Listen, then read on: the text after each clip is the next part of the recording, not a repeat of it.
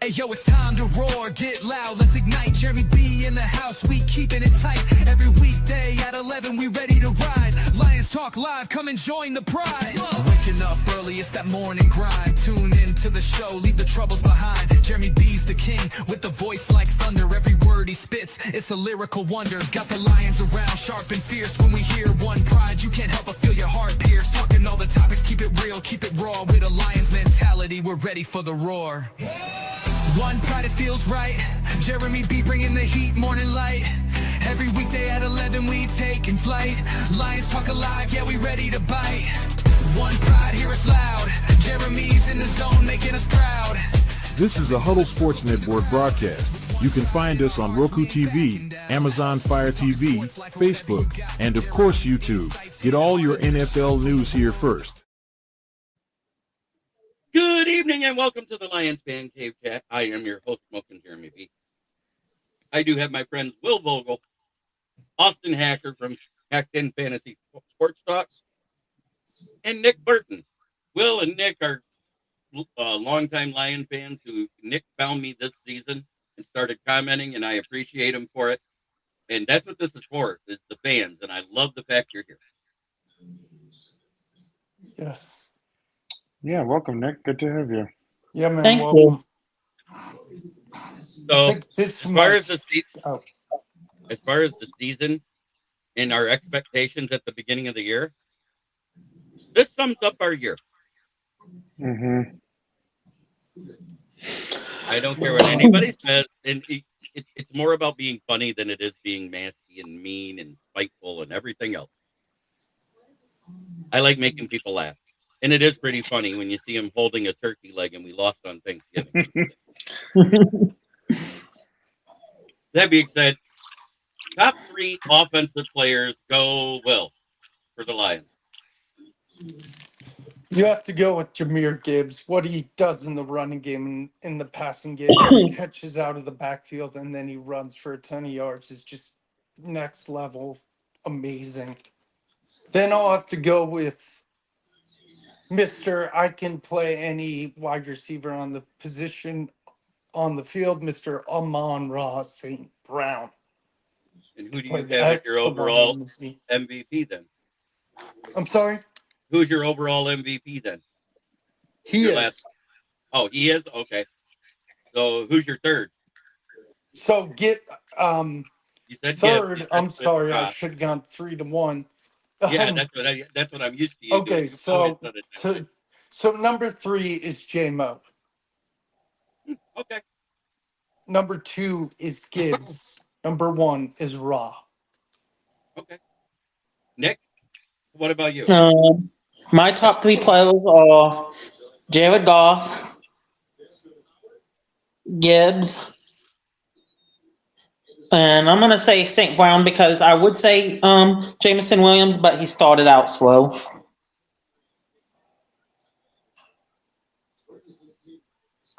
Lions are still a good team. Thank you, Vinny. Appreciate it.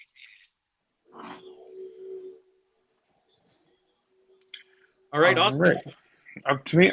So I would say number 3 for me would be Jared Goff. 2 would be J-Mo, and Amon-Ra at 3 or at 1. Even though Amon-Ra, he struggled, especially down the stretch with some key drops that cost us some games. But overall, I mean, he's been a solid receiver for the Lions. I mean, he had the most receptions and the most yards of his career this year. Mm-hmm. Well, and he tied the same amount of touchdowns as the year before with a slow start. Because let's face it, Johnny Morton didn't utilize him correctly to start the season. We saw that. And he even admitted it was on him. And then there was a couple of plays where he was wide open and he basically told Goff not to target him. This is before he admitted that he wasn't using J-Mo right. And that's what that argument on the sideline was about, from what I heard. Oh, and yeah, that's when J-Mo became more of a focal point in the offense, was when Dan Campbell took over. And the proof is in the yardage. 343 and 2 touchdowns, 5 touchdowns, and over 700 yards under Campbell. and his coaching.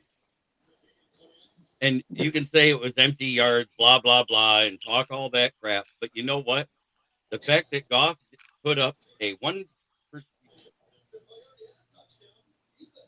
We did in that middle stretch when we were losing every other game. All the games we lost, the first two that we lost, which was Philly and then you. Between those two games, we were 0 for 7 on fourth down. And we were 3 of 5 versus New York.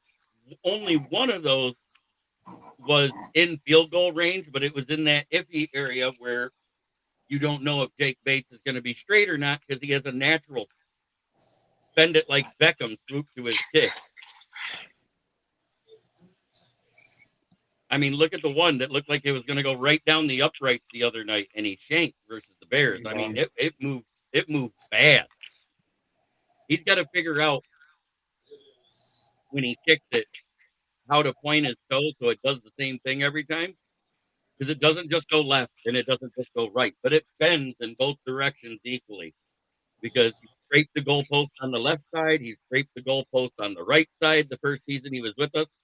The one scraper was the winner versus the Texans.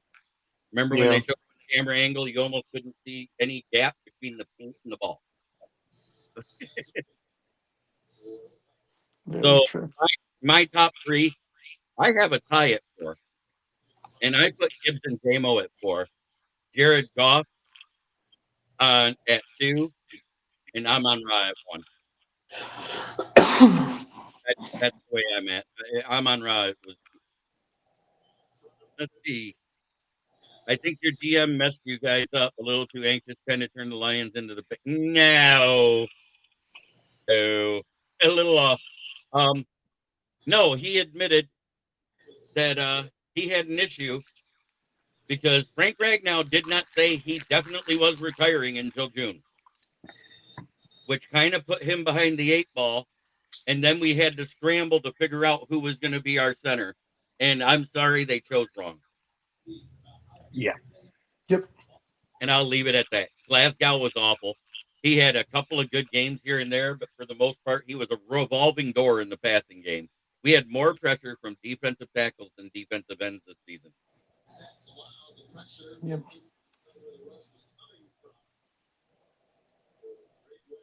All right. Defensive MVPs. And I'm going to start with you, Austin. Defensive MVPs. Well, I mean, Kirby and Branch were on their way to be having good years. Then they had their injuries, so can't really put them on there. But I'm going to say Aiden Hutchinson. He had 14.5 sacks this season, and I don't think he's being talked about enough. I mean, he's getting double teamed almost every play. He's even being held sometimes and it's not getting called. And he still wound up with like 14.5 sacks, a couple other pressures, a few interceptions. So he's my defensive MVP. Okay.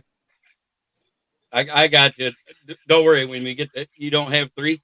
Because that's the way I was doing it with 3. 3? Okay. I can come up with 2 more. Avante Maddox, he stepped up big time with the injuries in the secondary, and at the same time, so did Rock Ya-Sin. But I'll say Avante Maddox 2 and Jack Campbell. No, Jack Campbell 2, Avante 3. There we go. All right, Nick, who are your 3 defensive players? 3 to 1. Aiden Hutchinson. Oh, you're going first, or are you putting him at 3? I think I'll put him at first. Okay. And Jack Campbell at 2. And this is a hard one. But I would go Colby Joseph before the injury. Okay. Well, Number 3, I'm surprised no one mentioned him. Al-Qadim Muhammad. He had almost 10 sacks. He played well. he had 11 sacks. 11 sacks. Sorry. 11 and a half. Number 2, Jack Campbell. Number 3, Aiden Hutchinson. So Aiden Hutchinson is the MVP, the main. I'm going to go an unsung hero at 3 because I think his stuff towards the end of the season and a few of those wins meant more than what El Qadim Muhammad did inconsistent throughout the season. Because during that time that Hutchinson disappeared, AQM disappeared. My guy was Roy Lopez at 3. He played The way great too. he and Talik were, and he could almost put Talik there with him. At 2 is Aiden Hutchinson with his 14 sacks. At number 1 was Mr. Defensive Captain Jack Campbell. 165 tackles, led the team, 95 solo, 3 sacks, 2 forced fumbles, 1 fumble recovery, and I think he even had an interception. He might have. I think. Yeah. I That think it sounds was right. he was covering a tight end early in the season. I can't remember who it was, but he swiped the pass away. Minnesota, maybe the first time we played. No, it wasn't against Minnesota. It was earlier in the season than that. Okay. Thank you for jumping in, brother. Scotty, it's good to see you. If you need the link, let me know. I usually say send me an email, smokingjeremy@gmail.com. And then I can just give it to you and it'll be a permalink for the show. Yep. It was great having you on earlier, but Jack Campbell was my defensive MVP all the way. I mean, what can you say? 2 forced fumbles, a fumble. The one he pulled out and took it back himself. Remember I that? remember that. Just like, give me that ball. Hey, that's my water bottle, your wife says. Yeah. Well, it's mine now. Finders keepers.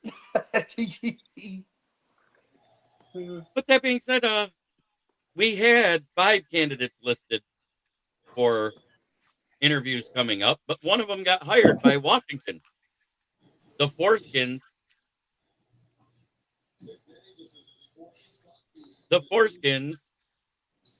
hired David Blau as their offensive coordinator.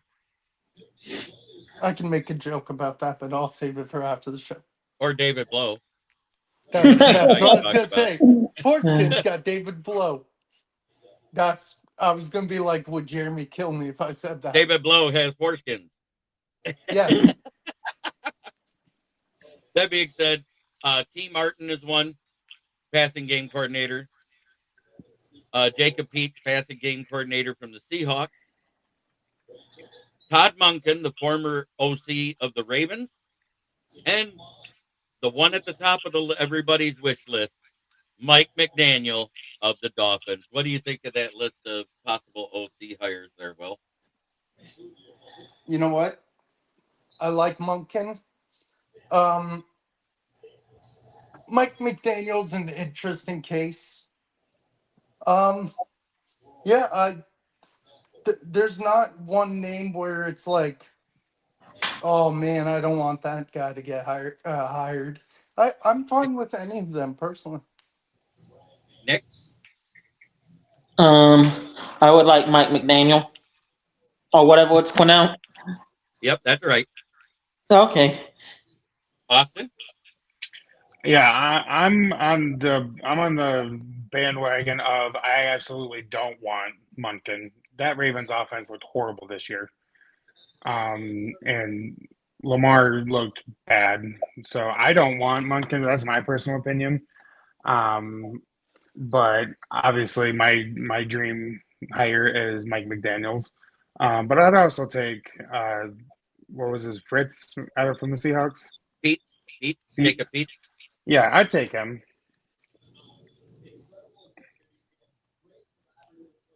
Yeah.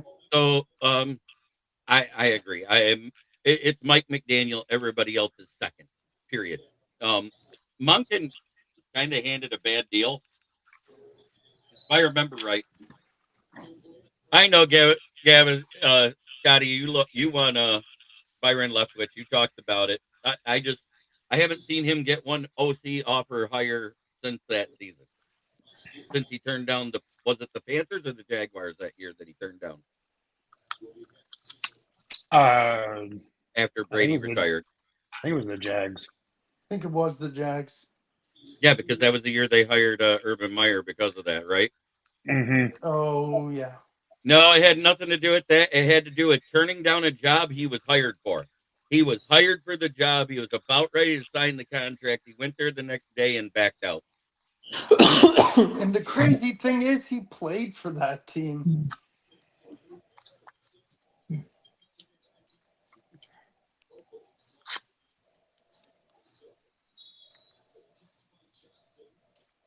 And it's kind of like the whole. I don't think Brian Dable is going to be an OC. I heard he's one of the front runners for the Titans right now. Yeah, I think he becomes a head coach. When is And everyone's interviews like McDaniel and those guys? Do you know, McDaniels David? is Monday. I just know it's Monday. And Mm-hmm. that's the same day was supposed to be David Blau's, and I believe the other ones are Tuesday and Wednesday. All I gotta Now, say is when he comes to Allen Park on Monday, we don't let him leave unless he signed a contract. see, that's why Washington did what they did. Our morning meeting was going to be David Blau. Our afternoon meeting was going to be Mike McDaniel. That, because they usually put about 2 hours in between to discuss things, and then have somebody take them to lunch or for a snack or whatever, and wine and dine them for a minute before they make their decision.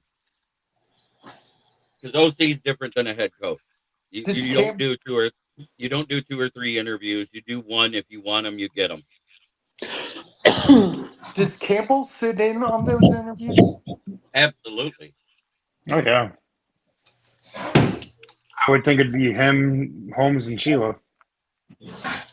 I I don't think we need an upgrade at defensive coordinator. I think we needed the help of Dan Campbell, because once Dan Campbell focused on running the offense, that was when the defense took a slide. The whole defense looked different. And I'm not going to blame Shep, because there was games where the defense looked brilliant even after that. Look at that Philly game. That was a game that the defense held us in that we should have won. Yep. But we were 0 for 5 on fourth down. 3 of those would have tied the game. And I also don't think Kurt Signetti is going to leave. No, I don't think so. I don't like that take. Dan's the right guy for this job. He helped pull us out of the basement dwelling that we were at. People are crying about a 9-8 season. I remember when we were begging for a 9-8 season after we hired Petrasha. Mm-hmm. Yep. After we fired Caldwell for a 9-7 season. A few 9-7 seasons. He had 2. Yeah, The other one was 7-9. right. And then the one where they almost won the division but lost to the Packers. Packers. 17. Yeah, that was the Rodgers Hail Mary pass, wasn't it? One of many. Right. But I don't like looking at things like, oh, we should have did this or we should have did that. Number one, the Bears didn't ask to hire or interview Dan Campbell. They asked to interview Ben Johnson. Yep. Because coordinators, unfortunately, if they want to, a team can request to go to interview them. And if the owners and GM says yes, there's nothing the head coach can do. You cannot Yep. stop it. And that's why Ben Johnson doing that treacherous sit today.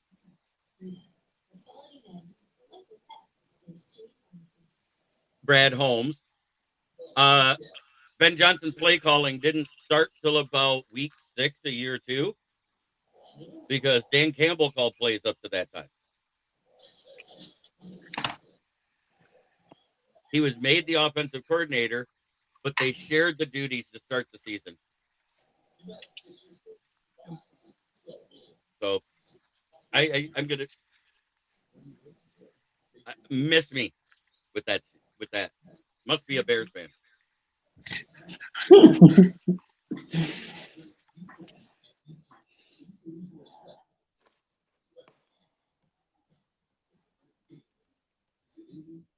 That's basically all I got for us. So you want to talk about, guys? Oh, we got Michael. Good to see you. Yes, Nick's on here. I was gonna say let's run a mock, but I don't know. 35-7 right now. ugh, Indiana. bad. Yeah. At halftime. That's my national champion right there. Is Indiana. Hi, Michael Edwards. Trying to think. I don't know what else.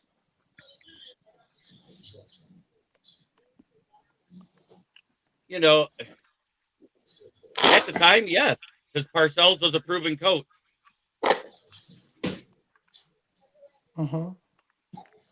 There's all sorts of people that have been let go and went on and be successful out of somebody's coaching tree. So miss me with it. And I remember everybody thinking that Aaron Glenn would coach the Jets to a better record than the Bears because that was said on national TV. And I said that ain't going to happen.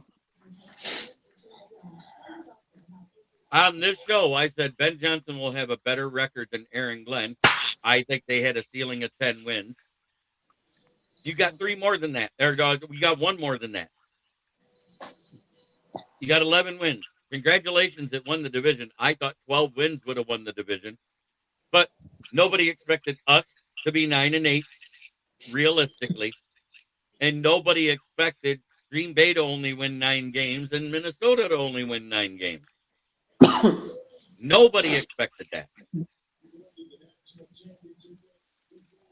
And if it wasn't for the tie in Dallas, Green Bay probably still would have taken second because they split with Minnie and beat us, and then they split with Chicago, so they were 4-2 in the division. But think about it, so was Minnesota. And I think Minnesota would have ended up second place without that tie.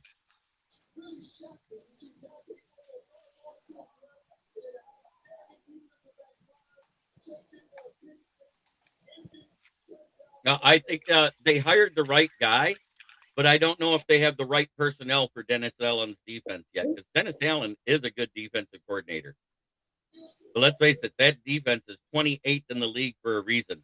We put up 300 yards passing and over 100 yards rushing on that defense for a reason. Yep.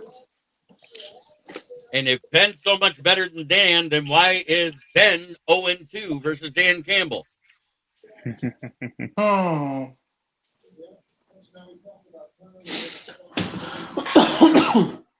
That was a case of the teacher telling the student, sit down.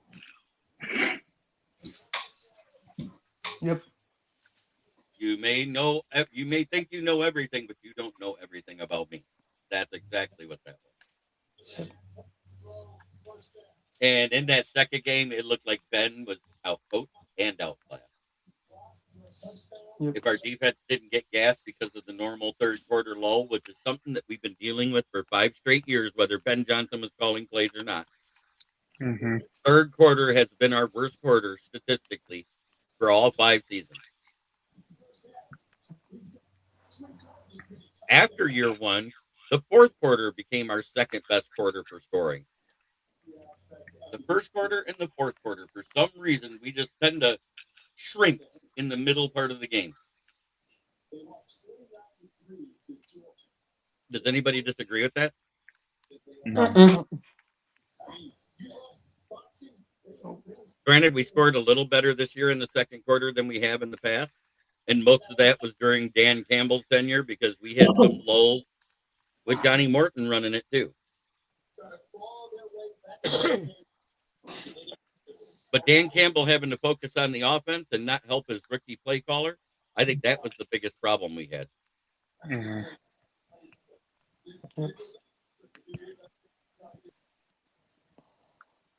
And I think Kelvin Shepherd will grow. I think we need a different linebackers coach. I don't think Sean Dion Hamilton was it.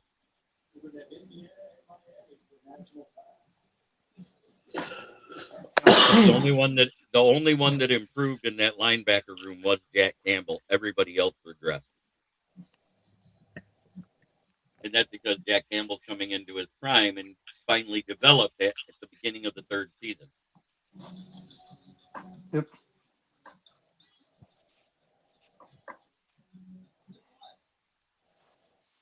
See if they started the third quarter yet.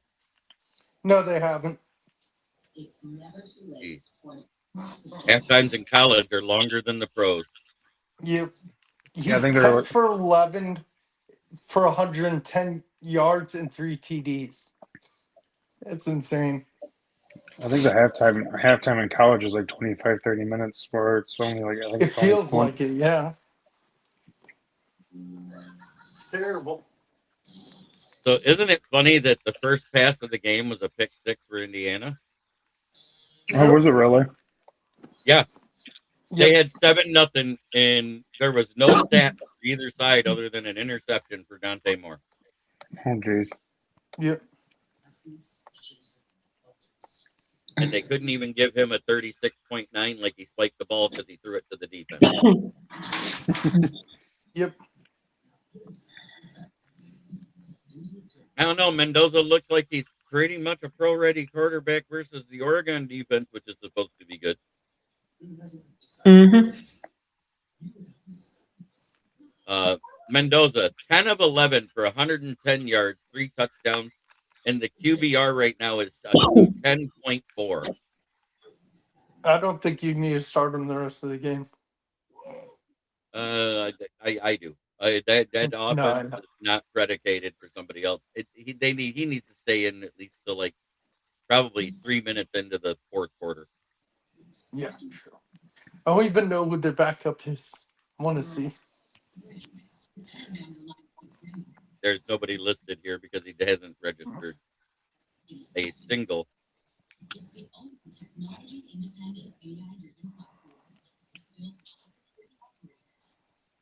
Who Yeah, is it was- Indiana's backup? No.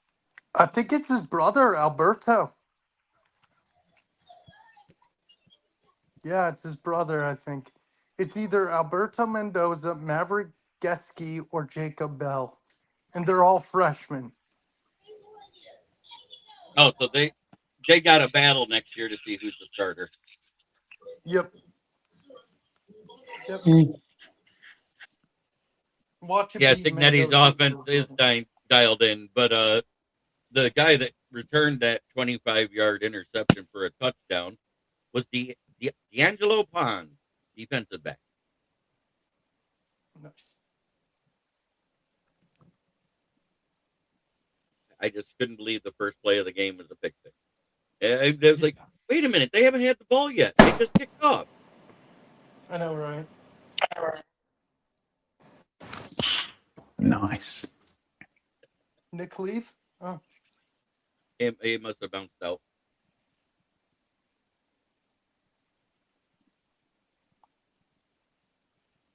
Yeah, because there was shared duties for Johnson and Dan to end the season when he was the passing game coordinator. He was just helping.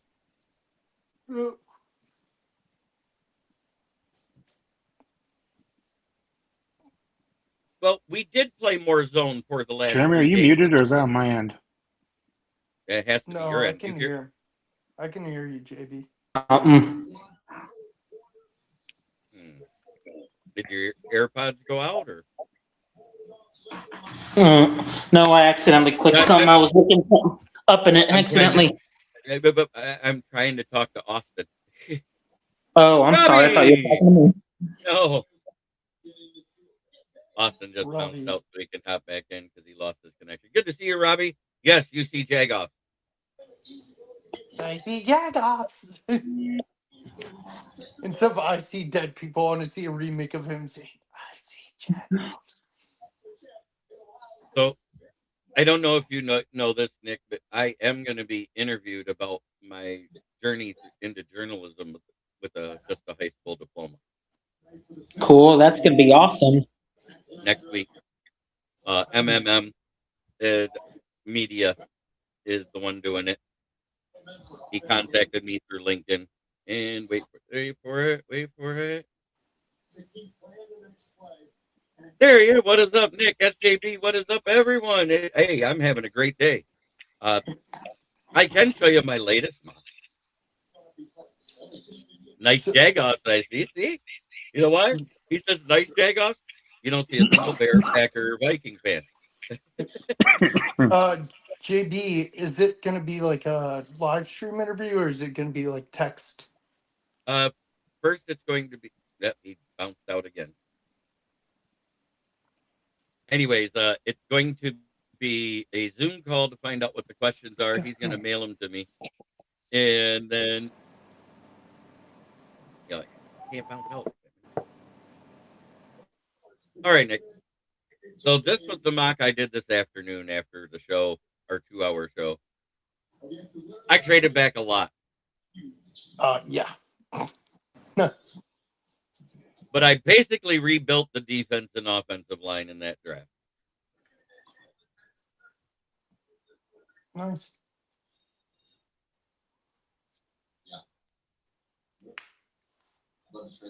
Thank you. Thank you, Michael. I'm going to start calling you MDE. It's easier than trying to say your full name.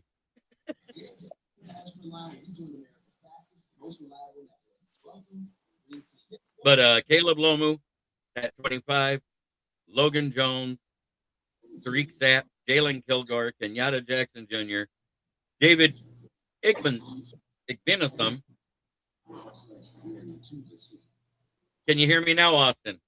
Yeah, my stupid browser keeps cutting off my mic usage for some reason. So you guys, I don't know. I can hear you though.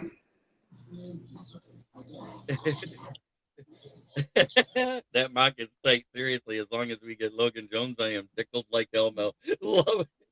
Oh my God. MDE works for me, brother. Good. Because when it does the text to speech for the caption in the video, it never gets it right.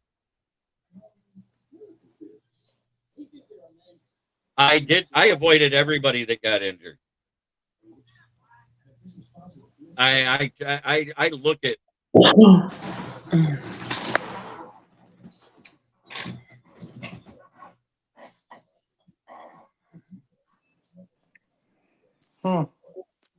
anyways, I don't know what he's disagreeing about with Michael, but Logan Jones might be the best center this draft. He is the Remington Award winner this year. He hasn't been hurt in his career. He is a fifth-year starter from Iowa. There's something to say about loyalty and staying there. But Jalen Kilgore, Kenyatta Jackson, David Igbenasum, Malachi Lawrence, Aiden Fisher, Kendall Daniels, Grayson Holton of Oklahoma, Xavier Nwankwa, one of those names again, out of Iowa, and Traden Stoops of Arizona. There is only one guy on that list that is 6'1", and that's out of the defensive backs, and that's Jalen Kilgore at safety. Everybody else is 6'2" or taller. Yep. Kendall Daniels is a converted safety to linebacker. He's 6'5" and 242 degrees.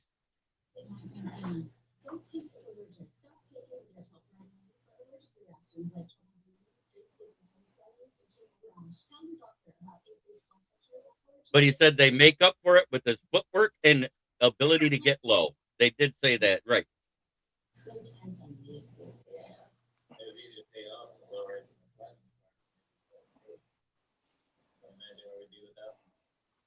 And he's an elite athlete. The guy is strong as a knot. It might be why he set the powerlifting bench record at Iowa. Yeah.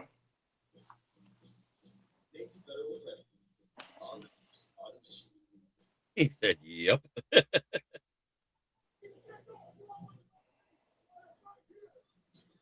That's what I did today in a nutshell. I did my show. I talked to my friends off and on throughout the day. I napped. I'm old. I napped too. Trust me, I was off today. I want to tank over a Mustang for our anchor. We need a legit center for the next 8 to 9 years, please. We have 4 guys that we are bringing in. I brought that up. I'm going to start from the bottom of the list and work my way up. Passing game coordinator T. Martin, passing game coordinator Jacob Pete. Then it is offensive coordinator from the Ravens that was just fired, Todd Monken. And then former head coach of the Dolphins, Mike McDaniel. Mike McDaniel is the first one to be in on Monday for an interview. He agreed to it. I saw he was called by the Titans. I saw he has an interview with the Titans on Wednesday. I say don't let him walk back out the door. I say give him that $5-6 million, make him make it just as much as Dan Campbell, and say please stay right here.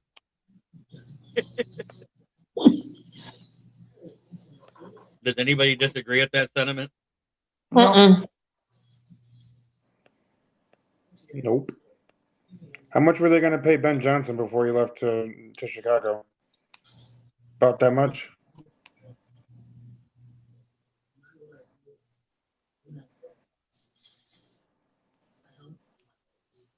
I know you do. I know who you want. You want Byron Leftwich. I get it.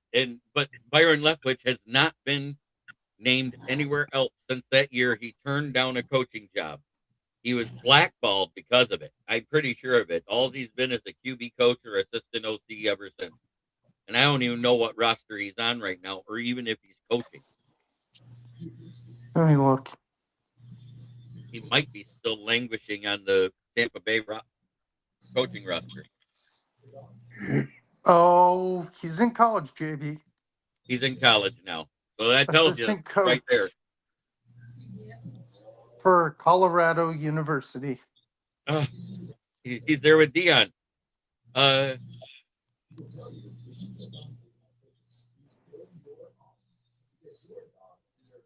Right. Oh, I would have loved that, but Tony Dungy doesn't want to be a GM anymore. Hey, look at that. What up, Paul? Only here to watch me? No.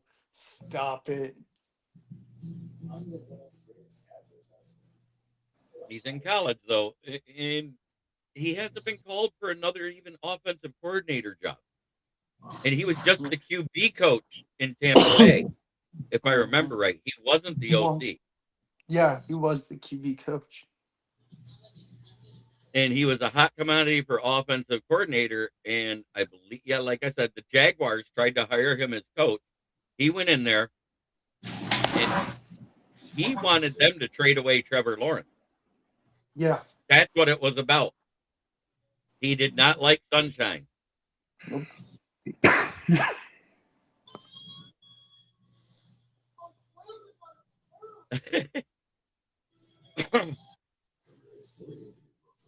Oh yeah, I'm gonna make you cry, MDE. Tony Dungy approached William Clay Ford and Matt Millen about coaching the Lions back then. Wow. Laughing my ass off. C. Lawrence equals sunshine. Sunshine.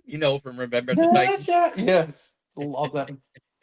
Hey, guess what? The third quarter's about to begin. Finally. But it's still going to be a blowout. No, it's been a blowout.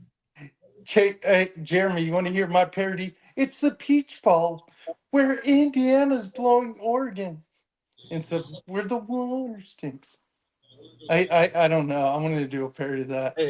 Indiana blowing Oregon is not a good one. He wanted to coach the Lions after he left the Colts. They said no, and that's why he went to Tampa Bay. I thought he was with Tampa Bay before. Either way, the in-between there. Mm-hmm. He wanted to be a Lions coach, and William Clay Ford told him no. He would have been great. I love Tony Dungy. My dad actually got to see him play in college. Then he put in a bid. He put in a bid to be our GM when they fired Millen after he retired. While Mayhew was here, and William Clay Ford told him no. Unbelievable. Yeah, my dad got to see him play in college. Wow, that's awesome. I coached high school football at a school in Virginia that lost the Sunshines team in the championship in the movie George C. Marshall, for real. That's amazing. Wow. It's really cool. Nice. Yeah, exactly. Nice. Oh, but it was great to see my buddy Paul Jones. It is. Always is. There's a lot of things that were wrong about WCF. That's all I got to say. I mean, when we had Millen here, we had the M&M connection for a decade. Bobby Ross quit and Gary Moeller took over. Yeah, he was at Tampa first. I know it's one way or the other. I just know between the jobs, he approached the Lions about coaching here. They said no. That's ridiculous. And they told him no. Sorry, I get forgetful when you're talking about shit that happened 30 some odd years ago. It happens, trust me.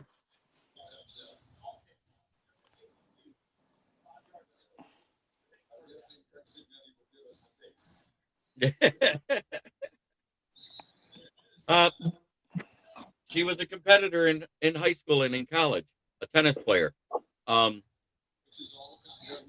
She had something that he didn't have. She didn't get into the business side of things. She stayed in the sports side of things, and she has a competitive nature naturally. And the proof was when she was sitting in that booth. Yeah, I saw it. That looks like Harpazo there. Is that who this is? By the picture, I'm saying it's Brett Harpazo, but it says Richie 9623.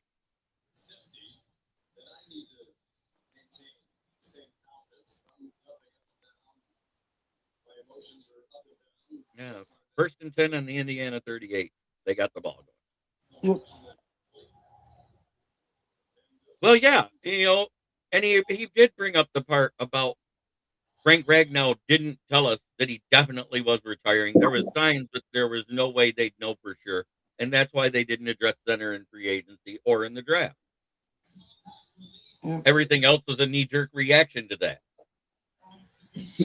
Well, we just found us. Oh, Welcome. awesome. Thank you, Richie.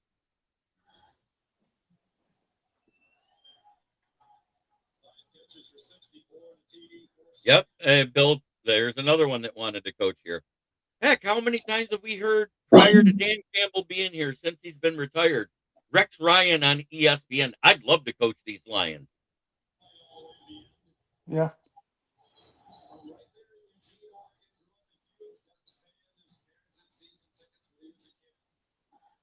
Bill Cowher, when he retired the first year, he talked about wanting to be a Lions football coach. He goes, I'd love to coach this Lions team. Yeah. So, we've had good coaches that were interested in being here in the Lions, but we had bad ownership. I bet it is because Indiana Nice. is kicking that ever-loving butt. Yep. Both I am teams have watching. 9 first down. Oregon can't run the ball, evidently, Nope. because they have 8 passes for first down and 1 rush for first down. And but Indiana's gotten a penalty for first down, 5 passes, and 3 rushes. I don't see how Miami could beat Indiana. No, I don't either. I'll tell you what, they play really hard, and I wouldn't be surprised if it's a tight game, but I expect Indiana to win. Yeah. Oh, this is a familiar last name for us, though, playing for Indiana. Surratt. Remember that name? Yeah, Chaz and whatever, Wake Forest and Chapel Hill. Yeah. Wonder if I'm mad at it. Oh, you're mad at another channel, but I won't plug it. It's okay. This game is a total embarrassment. IU's best player has been Oregon QB. I'm looking if they're related. Sage Surratt and all them. Yeah, I'm looking. Chaz Sage. Um, It's spelled the same, Sarratt, right? I'm looking. No, no. Okay. Um, the Chaz and whatever are SU. Oh, okay. You're a moderator for one of the other teams. Gotcha. Oh,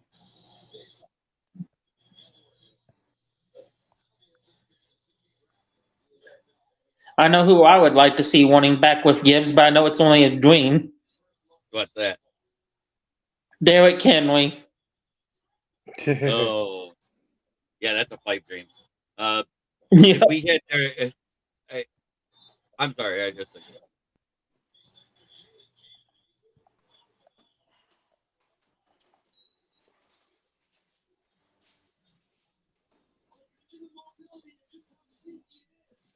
When they were saying it on national media, it wasn't a joke, brother.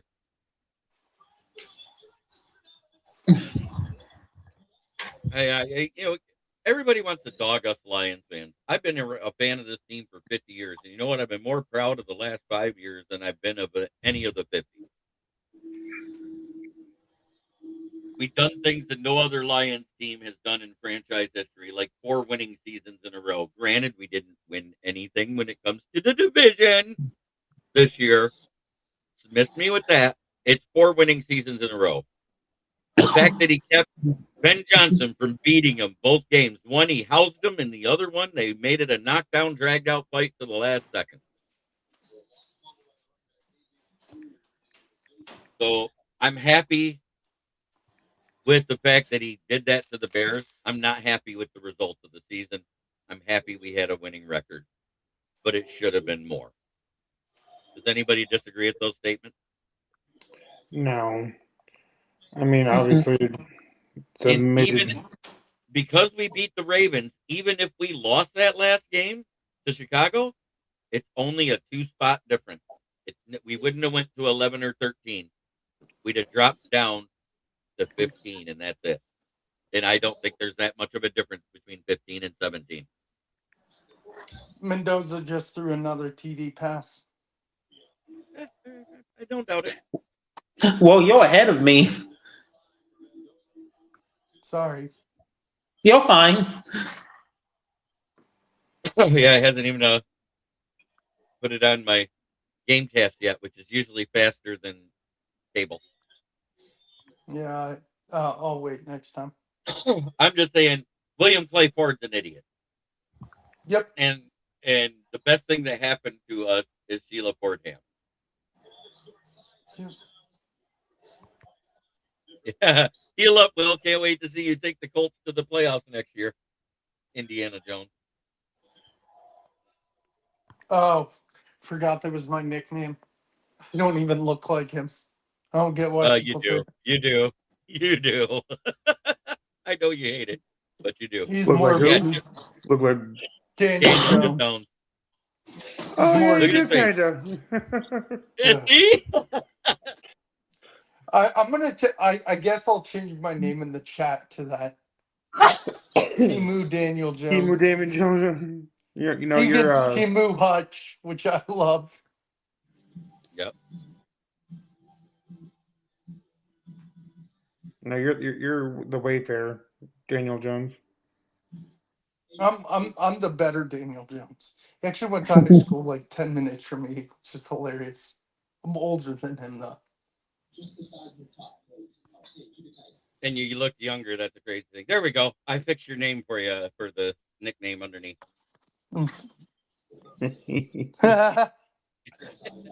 BCP Indiana Jones. Yeah, sure.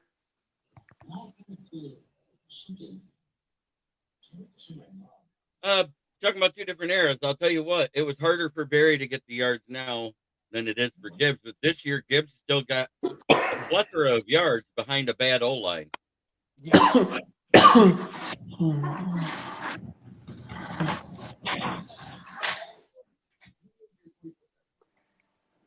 And he's officially ahead of Barry for after 3 years in the league for touchdowns. which is amazing. Yeah. It's a testament to the skill set that Gibbs has. Yep. And yes, it's sad to hear what he said about Monty. There's a possibility that I see him being gone in day 2 or day 3 of the draft, if not before the draft, depending on what somebody's willing to offer for Monty. Really? Wow. Yeah, I heard that I too. didn't hear that. Go watch the presser. Just go type in Detroit Lions on YouTube and watch Brad Holmes' presser from yesterday. Who do you think would jump be RB2? Well, I think that's the main reason why we already signed Sailors back. Netflix was gone. He's a power back type of runner that came from the DC Defenders, if I remember right. Yep. And he's been good at returning kicks. Tom Kennedy's been good at returning kicks and punts while Leaf was out. And I think that's why Leaf Raymond may be gone. And you may see the step up in targets for Tesla. So, JB, what do you think teams would offer? I don't know. Until I get into it, I'm not worried about that stuff. Oh. We haven't even ended the playoff season yet. I don't want to talk about that. I just was letting people know that's where we're at. It sounded like he could be. There was nothing definite. Sure. But I want to say thank you to everybody in the chat. Fourth winning season in a row is all I got to say. Yep. Now we gotta wait for it. All right, Nick. Thank you for being here. We are getting ready to sign out. Will, plug your channel, please. WVogs18. I do comic book content, but I'm here on Wednesdays and Fridays with JB. Austin? You can find me over at YouTube at Hackton Fantasy Sports. I'm a regular guest of Jeremy's on Wednesdays Roundtable, NFL, Lions Fan Cave Chat here on Friday nights. And I am the co-host with JB on our Saturday Fantasy Football show that we run throughout the season. Go ahead, Tomorrow check it night out is over our there. season recap. Yep, and then we will be done until after the draft because we have nothing fantasy to talk about then. No, so we'll be taking a few month break. We'll be back at it in like mid-April. Yep, after the draft, after everybody starts getting to their mini camps and rookie stuff, and we see who's going to make it and who's not, and everybody has their UDFAs, and we can talk about sleepers that may creep up out of this rookie class. I want to thank each and every one of you for being here, but try every day to be a better person than you were the day before, because that's the only way to make the world a better place. It starts right here.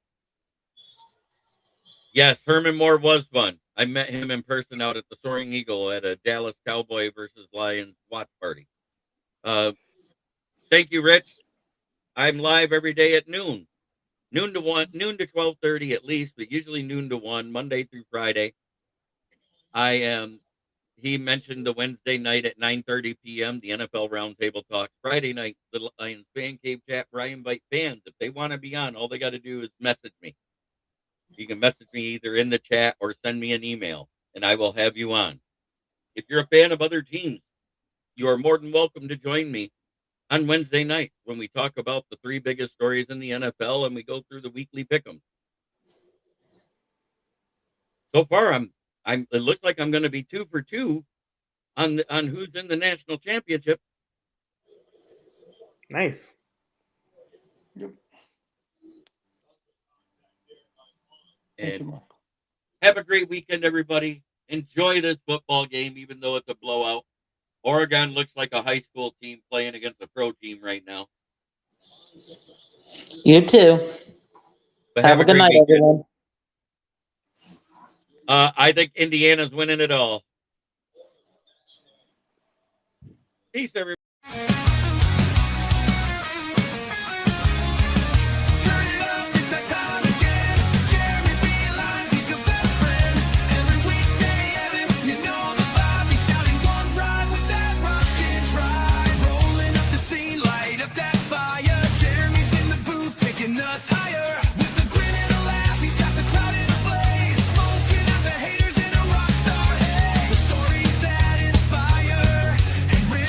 Will